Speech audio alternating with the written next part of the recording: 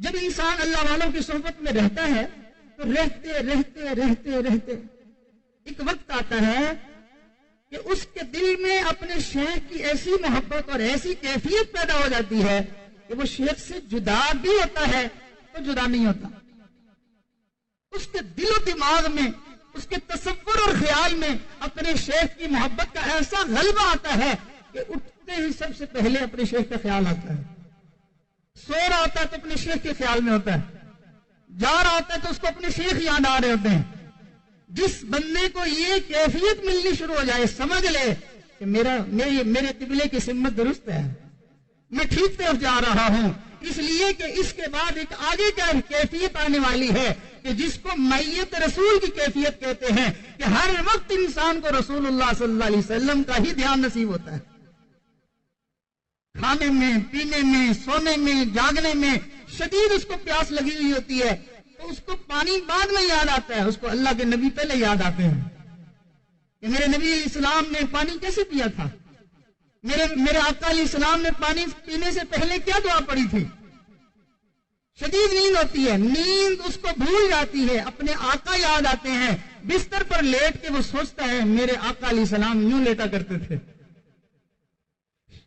شیخ کی میت کے بعد آگے میت رسول کی کیفیت اس کو ملتی ہے.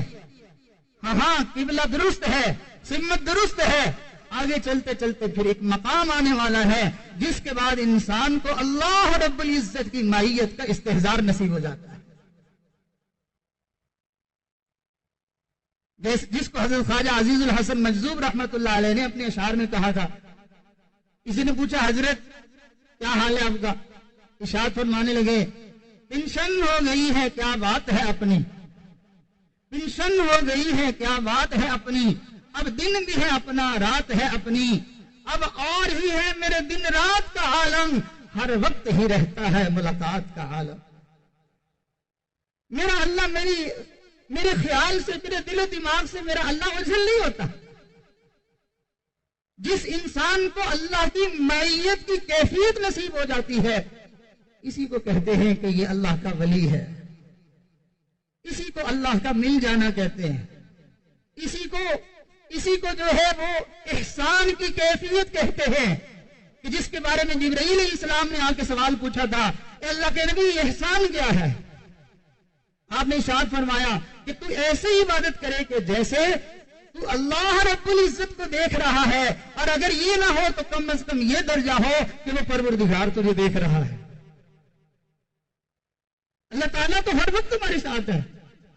وَهُوَ مَعَكُمْ وَهُوَ مَعَكُمْ أَيْنَمَا كُنْتُمْ، تم جہاں کہیں ہو وہ تمہارے ساتھ ہے. لیکن ہم غافل ہیں، غفلت کے پردے پڑے ہوئے ہیں. جیسے آپ نے دیکھا ہوگا یہ پردہ ہمیں سمجھ میں نہیں آتا پردہ کیا چیز ہوتی ہے. ایک آدمی غصے میں آ جاتا ہے تو غصے کی وجہ سے اس کے دماغ میں کچھ ایسا حجاب آ جاتا ہے کہ وہ اپنے بچے کو اتنا مار بیٹھتا ہے کہ بعد میں خود افسوس کر رہا ہوتا ہے. بھائی پہلے تجھے کس نے کہا تھا؟ کہتا مجھے اس وقت پتہ نہ چلا، بس میری عقل کے اوپر پردہ پڑ گیا تھا.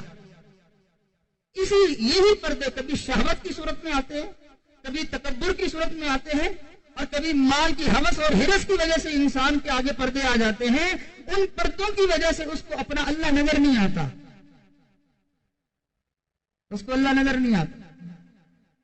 اور جن کے پردے ہٹ جاتے ہیں ان کو ہر چیز میں، ہر ذرے میں، کائنات کی ہر چیز کے اندر ان کو اللہ رب العزت کا جلوہ نظر آتا ہے. کھانا سامنے آ جائے ان کو اللہ یاد آتا ہے، پانی سامنے آ جائے اللہ یاد آتا ہے، پھول سامنے آ جائے اللہ یاد آتا ہے، ہر بات پہ ان کو اللہ یاد آتا ہے. اس کیفیت کے حصول کے لیے میں اور آپ یہاں جمع ہیں. آپ نے دیکھا ہوگا حضرت بیان فرماتے ہیں جیسے ہی نبی علیہ السلام کا تذکرہ زبان مبارک پہ آتا ہے فوراً رم جھم شروع ہو جاتا ہے. ہمارے ساتھ ایسا نہیں ہوتا. اصل میں وہ معیت کی کیفیت نہیں ہے جو اللہ کے اس پیارے بندے کو جو وہ کیفیت نصیب ہے وہ کیفیت نہیں ہے. ہمارے سلسلہ عالیہ نقشبندیہ کے ایک عظیم بزرگ حضرت خواجہ ابو الحسن خرقانی رحمت اللہ علیہ فرمایا کرتے تھے، جس نے جو دن گناہوں سے خالی گزارا ایسا ہی ہے جیسا کہ اس نے وہ دن نبی علیہ السلام کی صحبت میں گزارا۔ واہ واہ! تو ہمارے حضرت تو ہر روز نبی علیہ السلام کی صحبت میں وقت گزارتے ہیں۔ ان کی یہ کیفیت نہ ہو تو کیا؟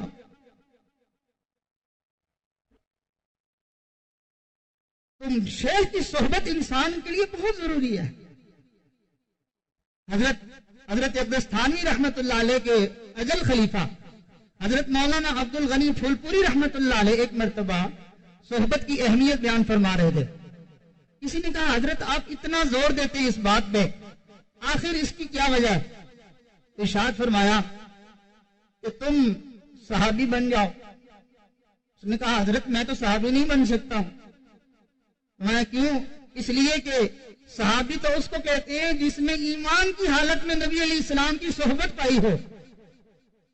فرمایا چلو صحابی نہیں بن سکتے ہو تو تابعی بن جاؤ۔ کہا تابعی بھی نہیں بن سکتا ہوں۔ تب وہ تابعی بن جاؤ، کہا وہ بھی نہیں بن سکتا ہوں۔ تو ہر بات کے جواب میں کہ تابعی وہ جس نے صحابی کی صحبت ایمان کی حالت میں پائی ہو، تب وہ تابعی وہ جس نے ایمان کی حالت میں تابعین میں سے کسی کی صحبت پائی ہو۔ تو چونکہ وہ صحبت میسر نہیں اس لیے وہ مقام نہیں مل سکتا۔ تو فرمایا پھر اسی سے تم اندازہ لگاؤ کہ صحبت کی کیا اہمیت ہے۔ آج ہمارے لیے خوش قسمتی کی بات ہے کہ ہم نے اعتکاف تو کرنا ہی تھا، محلے کی مسجد میں اپنے شہر میں کہیں نہیں بیٹھ جاتے، لیکن میرے اللہ کا کتنا بڑا کرم ہوا، کتنا بڑا فضل ہوا، کتنا بڑا احسان ہوا کہ اس نے ہمیں لا کے اکٹھا کر کے اپنے دوست کے قدموں میں بٹھا دیا۔ ایک مرتبہ کسی ساتھی نے حضرت سے پوچھا، حضرت جی اگر کوئی انسان اللہ تعالیٰ سے دعا مانگے اور ایک جملے میں ساری خیریں مانگے، ساری بھلائیاں مانگ لے، برکتیں مانگ لے، اللہ تعالیٰ کی عنایات کو ایک جملے میں مانگے تو کیا مانگے؟ دیکھیں اللہ والوں کی کیا باتیں ہوتی ہیں۔ حضرت نے ارشاد فرمایا اگر کوئی آدمی اللہ تعالیٰ سے ساری چیزیں ایک جملے میں مانگنا چاہے، اس کو چاہیے کہ وہ اللہ سے کہے یا اللہ مجھے اپنے شیخ کی صحبت عطا فرما دے۔ تو یہ میت کی کیفیت انسان کو نصیب ہو جاتی ہے۔